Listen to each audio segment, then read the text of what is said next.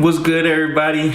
It's Matthew Roomfield. I'm back again with another video. It's been long overdue, but we're reaching week 18 into the NFL season, and it's just too much good stuff that's going on that we have to discuss. Obviously, the first thing being is the playoff picture. So without further ado, let's just get right into it. This year has been a disappointment for me specifically because my team, the Browns, haven't played up to par like I thought they would. Obviously, last week against the Steelers, we wet the bed. I mean, it would happen. We got knocked out of playoff contention last week when I think the Chargers beat the Broncos anyway. So, but shout out to Big Ben. I don't really like him as much as a Browns fan, but you know, just seeing him play over my whole life, it was just an amazing career. We expect him to retire this year. He probably played his last game at Heinz Field. So, I mean, shout out to him. I mean, you gotta respect him. He is a great of this game. So, but with that being said, let's get right into it. Let's start off with the AFC first. There's been 5 teams that already clinched their spot. There's still the 6 and 7 spot heading into the playoffs, the wild card spots that have to be solidified. With that being said, though, right now sitting at the #1 seed is the Titans. With the Chiefs losing last week against the Bengals, the Titans have moved up into that #1 spot. They already clinched their division, so they're a guaranteed in anyways. But, you know, getting that #1 seed, it gives you home field advantage and it gives you a bye week basically leading into the playoffs. You don't have to play in the wild card rounds and things of that nature. So, it's been really a good season for them. Surprising maybe to most, obviously, because Derrick Henry injured himself for the rest of the season, basically, I think around week 5 or so. He was on par to look like, at least to me, to hit 2,000 yards again. Obviously, if he would have did that, there's no way that they wouldn't give MVP to him, but they lost him, and so people would have thought they would be on the decline, obviously, because Julio Jones hasn't played up to par like people thought he would this season. And AJ Brown was out most of the year, but they've really been doing an amazing job of winning games that they need to win, especially their defense. Their defensive back squad is just amazing. So, hats off to them, obviously. If they win next week, I believe, against the Texans, they will definitely clinch that #1 seed into the playoffs. I think it's a couple losses that have to happen in there, but for the most part, they're looking like they're going to be the #1 seed. #2 seed is the Chiefs as of right now. Losing to the Bengals knocked them down a spot, obviously. But they have to play the Broncos next week. So, depending on what happens next week with the Titans, I don't really see them getting beat by the Texans. But who knows? The Texans are playing a little bit better now, which is kind of weird. But, you know, at the end of the season, you got those weird situations where teams that are very, very good just lose to crappy teams. And it happens. So, I mean, we got to wait and see what happens. I definitely think the Chiefs will go far in the playoffs, no doubt in my mind. They just have the versatility of their offense to help them win games. I mean, it's just hard to stop that team. The Bengals are sitting at the #3 spot. Surprisingly enough, they won the AFC North for the first time since 2015. It has been a long time. That offense is looking amazing with Jamar Chase playing lights out this year, and Joe Burrow, I mean, as expected, is playing like an elite NFL quarterback. Obviously, their defense has been doing a good enough job to hold off teams and, you know, let their offense win the games for them, but they did a good job last week. With that being said, though, we'll get into that after I name the rest of the team. The Bills are sitting in the #4 spot. They're not as high as people thought they were going to be, but they're making the playoffs, and so that was expected, though. I don't think a lot of people will. I don't think a lot of people expected them to be this low, obviously, especially with the Patriots. Like, I think they expected them to win out, but the Patriots has been playing good. Obviously, the Patriots have the #5 slot as of right now, anyway. So those are the 5 teams that clinched their playoff spots. My most concerning team, is the Bengals, just because they made the playoffs, but they never won a playoff game. I think all the time they used to have Marvin Lewis as their head coach. With that being said, obviously it's a new administration, and their coaching staff and things of that nature. And Joe Burrow is literally like just playing amazing, especially after tearing his ACL last year. He was already showing glimpses of how he could be the future of this league as far as quarterbacks. And I think he's going to do an amazing job. He just has a great receiving core with some great tight ends that lets him get the ball off, and he could trust them to make big plays down the field. I mean, if you was watching the game last week against the Chiefs, like Jamar Chase, almost every touchdown he caught or every deep ball that he caught, he was draped in coverage. Like the DB was just draping him like just some wet clothes. But Jamar Chase is a big play receiver. He's going to go up and get the ball, and I think Joe Burrow knows that.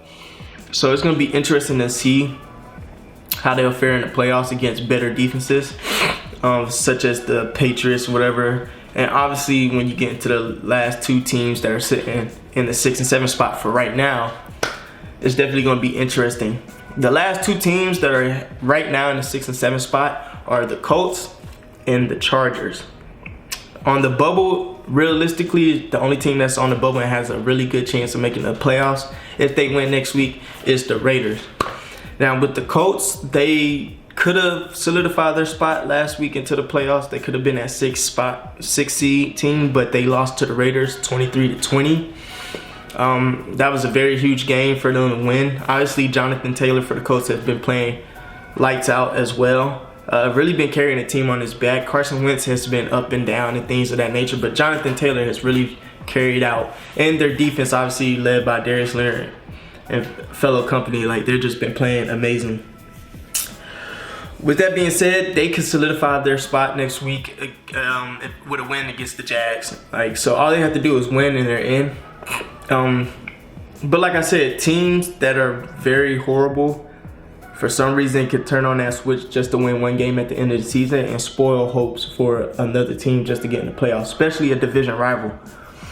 But with all the things the Jaguars have been going through, obviously with the biggest one being Coach Urban Meyer has been released and fired by the team a couple weeks ago, I just don't see them to have that stability to be able to win one game. They obviously need more talent on the offensive side, but they still have a lot to work on. So, but never count it out, you know. Like I said, a division rival playing another division rival, like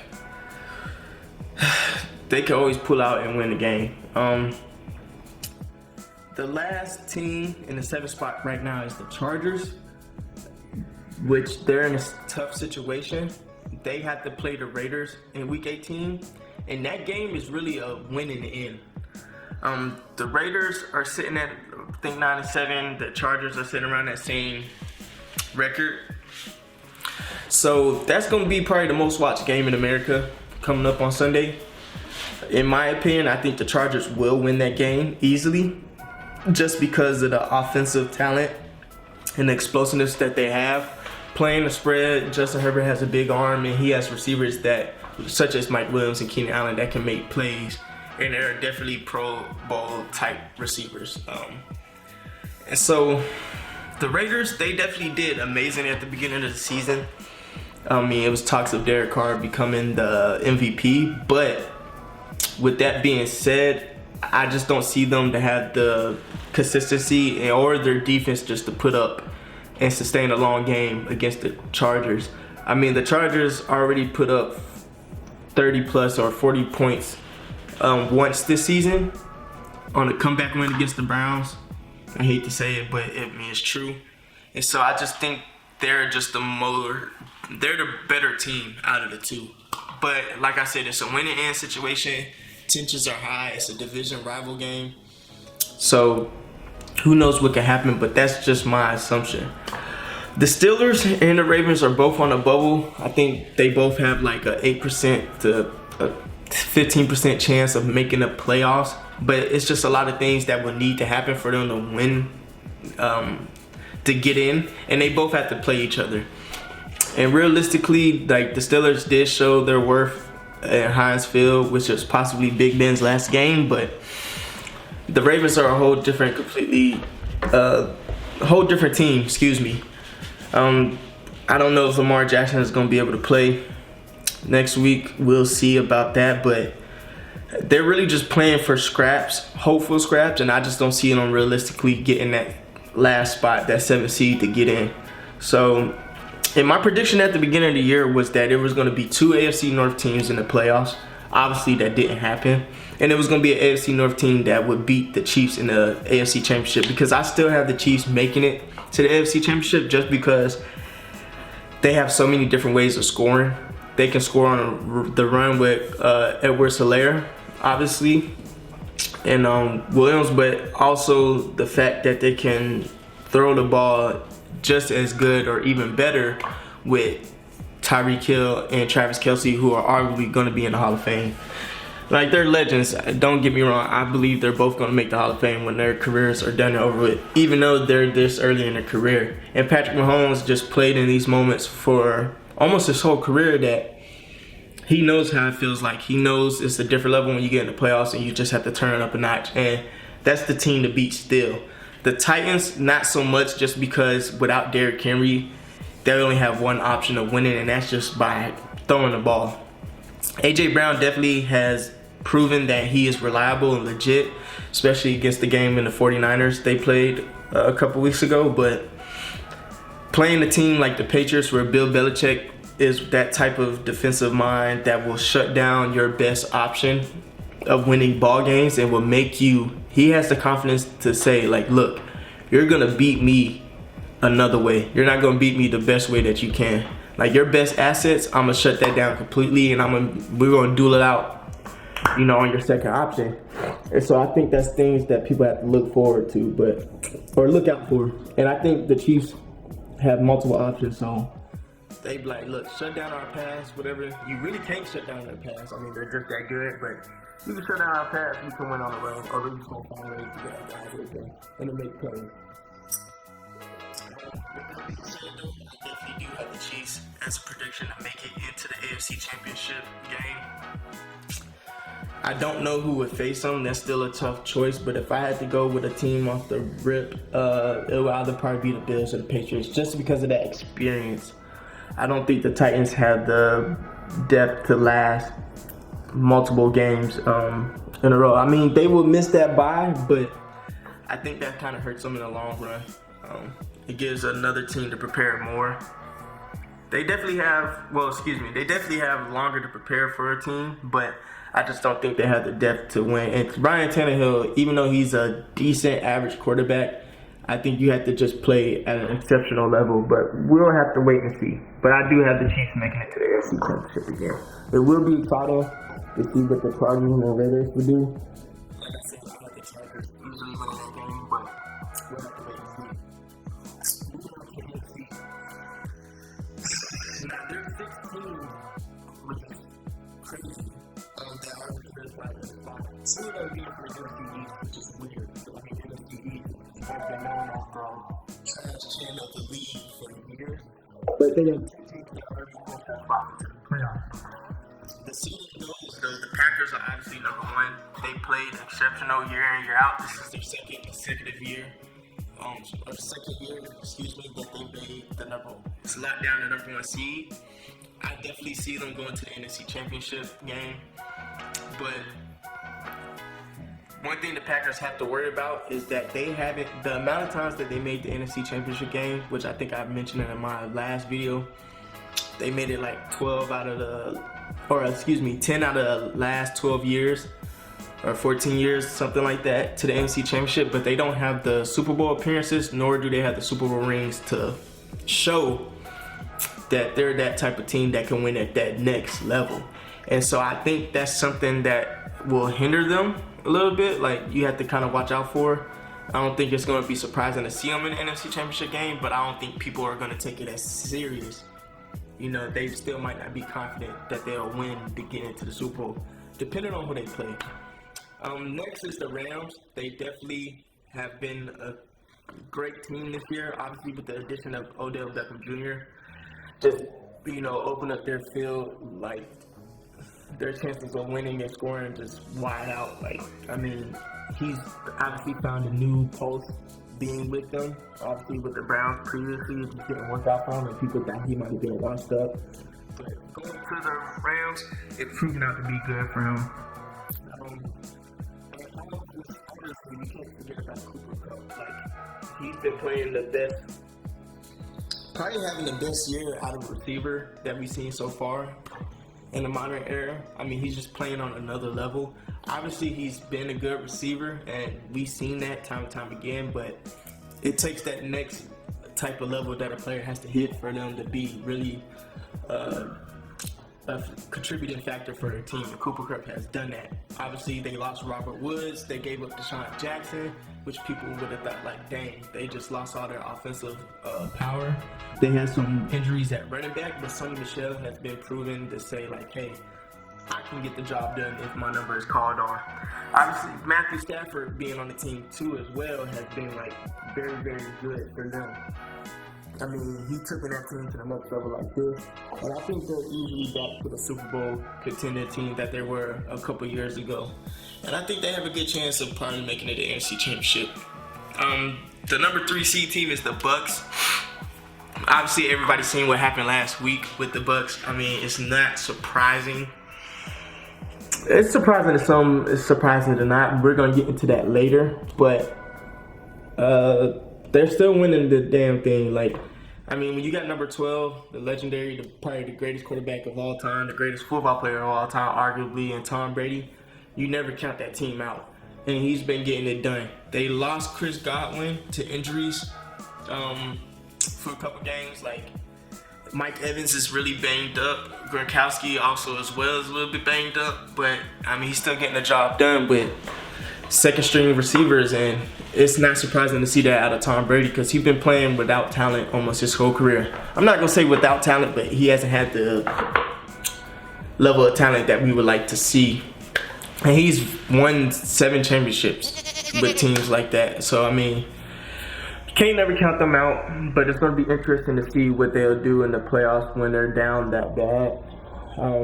Obviously, they lost to the Saints twice again this year, and the Saints haven't been playing up to par. But at the end of the day, Tom Brady, he's another one of those guys that know how to play at a different level in the playoffs, and he knows what that intensity level needs to be at. And he also knows, you know, how to win football games. And obviously, their defense is good. There's not much we need to say about that. They're reliable. Their front seven, their linebacker core is probably the best in the league. So that helps them out in the long run too. But going into the next team, which is good for their fans, but it's surprising. Or it's not surprising, it's like a finally, like, geez, like, it took y'all forever. The Cowboys, they clinched the NFC East to the playoffs. But they lost to the Cardinals last week in a game that was very winnable. But, I mean, they just got dismantled. The Cowboys have been one of those teams that they always have talent. They just never seem to mesh talent together well. And with that being said, I feel like this is a really crucial moment for the Cowboys to show them, like, hey, are y'all just always going to be that franchise that get into the playoffs and be a fluke? Or are y'all going to be really play up to the talent level that y'all have on paper? Dak Prescott is really the key. I think leading into the playoffs, he has to play consistently and good. You can't keep playing horrible in the first half or the first couple quarters and then try to turn it up in the fourth quarter, because now you're playing better teams that know how to finish games.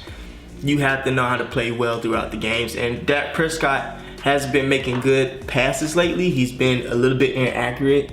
I mean, obviously he's been facing a lot more pressure in the pocket than before. I don't know if it's really a mental thing with him, but I mean, he has to step it up a notch. Ezekiel Elliott has to get involved in the game more. So I believe that if they don't at least make it to the divisional round in the playoffs, they will definitely probably trade somebody or dismantle that team. And that's just going to be hurtful for the Cowboys in years to come. So, I mean,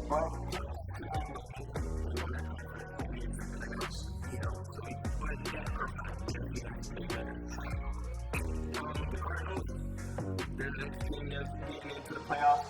Immediately, I think the last undefeated team. They're just going to watch the team to give that team another battery in his back. So their defense isn't in question. I would think that their offense is, seeing how versatile they can play against good teams on a consistent basis as well. Kyler Murray, he definitely has stepped it up a notch. He's playing to a better level than he did in the previous years. He's definitely showed that improvement that he can lead that team. But, you know, when you play as somebody like the Packers or the Rams, like, where are you going to show? You know, I think this is a statement playoff situation for them. Like, I don't expect them to go far, and I wouldn't be, if I was a Cardinals fan personally myself, if they lost in the first round, I wouldn't be necessarily hurt by it, because obviously if you look at the history of the team, they really just did an overnight switch and a change. But I think this is a statement for them. Like, if they win, they're showing like, hey, we're here to stay. JJ Watt will play an extra few more years. Definitely. I mean, you got to watch his time clock on him too, because he's just been getting injured and wasting his years in Houston. But now that he's on the Cardinals, he's been playing at a different level. Chandler Jones definitely has been a good rusher for the Cardinals. I mean, I think they definitely have a set-up team, definitely with the addition of 2 of AJ Green, who has been playing good as well.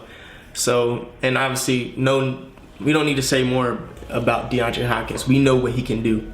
So I think this will be an interesting team to follow in the NFC to see how far they get. But I don't expect them to get super far. I don't expect them to get past the divisional round, in my opinion. The last team is the Eagles. They definitely been facing some ups and downs in the season, but they somehow, some way, you know, clinched the 6th spot, and it's props off to them too. The NFC to me hasn't been as challenging as the AFC, but at the end of the day, if you can clinch a spot in the playoffs, you're definitely a contender. And it would be interesting to see, because as of right now, I believe the Cowboys and Eagles will play in the first round. As of right now, it might change up a little bit depending on who gets that last spot with the 49ers. But I think that's probably going to be the most watched game as well, because those are division rivals. And, you know, the Cowboys and the Eagles, like, when they play, it's never a guarantee who's going to win, especially with the Cowboys. But like I said, the Cowboys would have to win that game for them to be taken seriously in the playoffs. Devontae Smith playing like he's a top-level receiver, at least top 15. I think that's a good addition with them. Obviously, their defense, Darius Slay, he's been shutting down things on his side of the ball at cornerback. That was definitely another addition that they needed for this rebuilding process, into the process to get them better. The quarterback situation with Jalen Hurts, he's definitely been up and down, but right now I think he knows at this time, it's like, hey, if I want to keep this position, I have to ball out no matter what. Definitely think he should have more time to get, like, this is his first full season. Like, I think I heard Mike Vick say it on a podcast last week. I love watching podcasts, but he said, like, this is really his rookie season. He has his first full season playing. He's getting used to coverages. He actually had like OTAs, like training camp, a full training camp.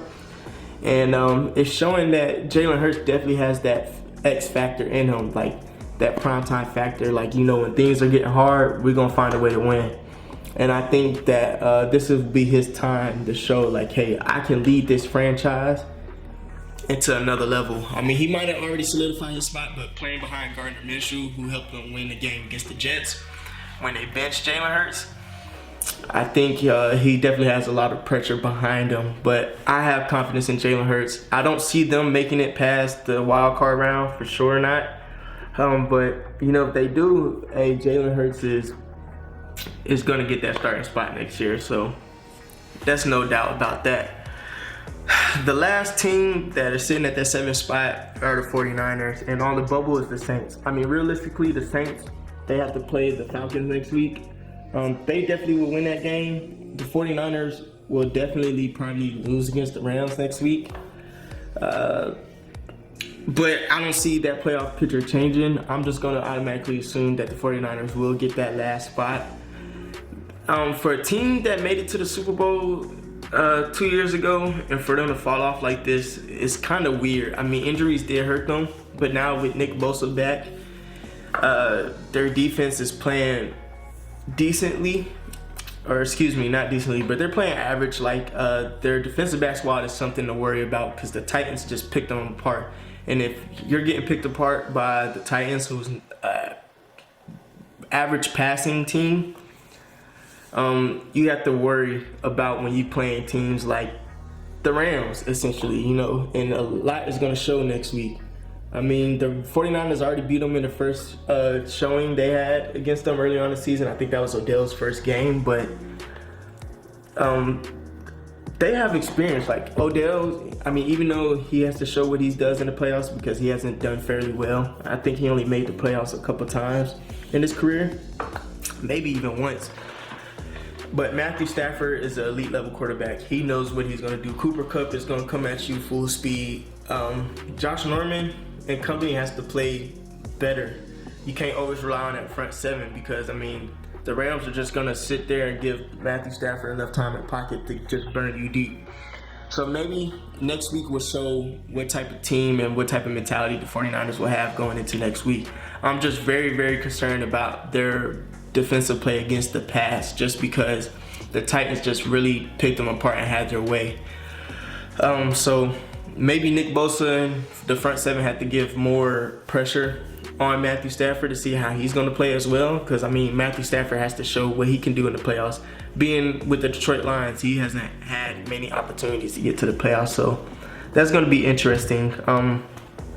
But I definitely see the Packers going back to the NFC Championship. That's no question about it. Out of the Rams and the Bucks, those are the two teams that I see having a legitimate chance of making the Super Bowl and making the NFC Championship game. The Rams, once again, if they have to face the Bucks to get into that NFC Championship game, that's going to be very, very interesting matchup for Matthew Stafford to show, hey, look, I'm taking this team to the next level, back to the Super Bowl level. Tom Brady already played against the Rams defense once, obviously without the addition of Jalen Ramsey, who makes a bigger contribution to that team. And I think Jalen Ramsey is gonna make good plays in the playoffs. Like, he's one of those cornerbacks that people already know, like, hey, we might as well not even bother his side. Even at that, Jalen Ramsey always finds the way to get in the game and make plays. Like, he's such a bigger and more physical corner than a lot of other cornerbacks like Trayvon Diggs, who's been showing out with a lot of interceptions this year, Darius Slay. Like, Jalen Ramsey is one of those bigger frame cornerbacks that isn't afraid to get physical. And no matter if you throw to the side, the Rams are going to utilize him in the box, coming off the edge, or even on these screen passes or these little check downs, just to make an impact on the game. And so that's going to be very interesting with the loss of Chris Godwin, AB, and also Mike Evans is a little bit banged up.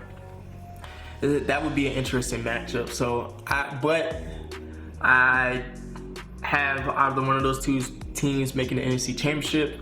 I believe if the Rams make the NFC Championship, this might be the time that Aaron Rodgers goes back to the Super Bowl. And that would be, I believe, his second time being in the Super Bowl, which would be crazy for him, and I don't think he's gonna let this moment slip. But if the Bucks make it back, then, like, you gotta tip your hat off to Tom Brady. I'm pretty sure fans are gonna be ready for him to retire. But with that being said, those are my three teams that will have the greatest odds of making the Super Bowl. Now, I know the biggest thing that happened in the news or in the sports world was Antonio Brown.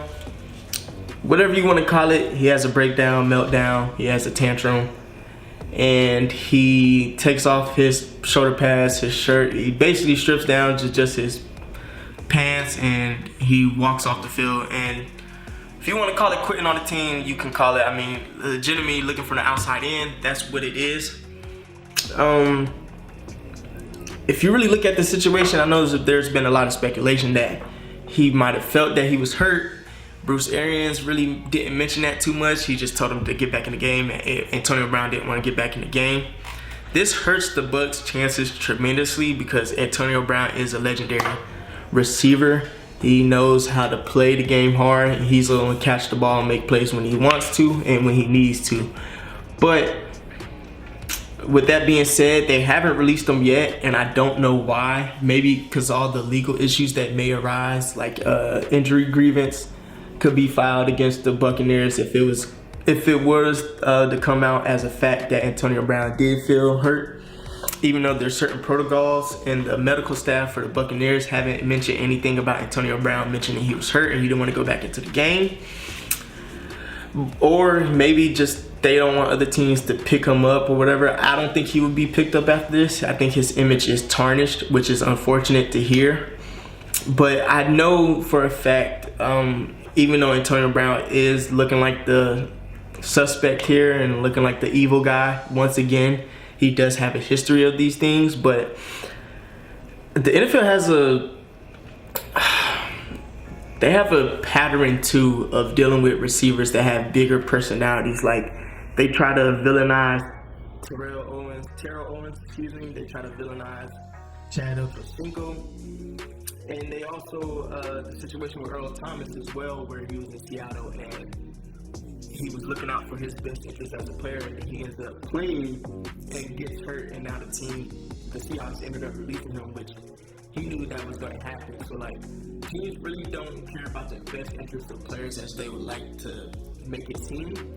I mean, just to be honest, it's a business thing. Antonio Brown's going into like maybe his 14th season, I think, coming up, 14th season, and they paid him less money, and he also lost out on incentives by walking out on that game. So, like, people are calling him stupid or whatever, but I think there might be an underlying factor, like, because I don't think any receiver, if Antonio Brown had this big persona of him being like this diva and just all about the money or whatever, all about the fame, why would he walk out on a game where he knows he could have got incentives? Apparently, there was also rumors that he got benched or whatever. They took him out the game. Now they're saying that he walked out on the game himself and he didn't want to go back in on the final, on a couple drives that they needed late in the third, I believe, fourth quarter. But, I mean, there's more to come out of this. But this definitely hurts the Buccaneers' playoff chances. I know Tom Brady, he's definitely devastated that this happened, and I think he realizes that, like, hey, we're already down bad enough. I'm at the age right now where I could play at a good level, but I don't want to have to go into overdrive and play like a elite level quarterback to make these receivers get in good position and stuff. And I think Tom Brady doesn't really have the trust in himself anymore to continuously do that. And it just makes it easier for defenses to focus on Tom Brady and putting pressure on him. And he may not have certain trust with certain receivers, but I still believe with number 12, you know, you got to trust in that team and also the defense as well. But it's definitely going to be interesting to see what happens that comes out of this AB situation. I don't know when they're going to release him or if they're trying to trade him, because they haven't released him yet or officially cut him. It just have been said by Bruce Arians and the staff that, you know, he's not going to be with the team anymore. We obviously see him out on social media catching an Uber, being at the Brooklyn Nets game. And so maybe this might be a mental issue as well. I know they brought that up as well. So if it is, hopefully he gets the help that he needs. But at the end of the day, this still is a bad situation for the Bucks going into Week 18 and then going into the playoffs. So we'll have to see how that pans out. Overall, though, this NFL season has probably been one of the best ever. A lot more teams are way more competitive this season. Maybe certain people's teams, like the Seahawks, haven't been as good as people thought they would have been. But it's definitely, I think, adding on this extra game definitely heighten the skill level of teams competing for the playoffs. And so it's going to be interesting. I'll probably make another video going into the NFC Championship games or AFC Championship games. But right now, my two favorites to make the Super Bowl on record will be the Chiefs and the Packers right now. That's hard to say, even though when Tom Brady's in that, might be in the NFC Championship game. But the Chiefs and the Packers, that would be making for a legendary game, obviously, because of the history between those two teams at that level, leading from the first Super Bowl on. But I definitely think those are the two teams favored to make it to the Super Bowl. And that would be a good duel out against, you know, Aaron Rodgers, who's the older quarterback with the skill level, and Patrick Mahomes, who is already solidifying his spot as a younger guy, ready to take over this league and to say like, hey, I'm here to stay to win not one Super Bowl, I'm gonna win 4 or 5. But we'll just have to wait and see. With that being said, thank you for tuning in to my video. Please like, comment, and subscribe down below. Check out my other content that I have on my videos. Check out my website too for my articles, and follow my Instagram page. With that being said, God bless, peace out, love all.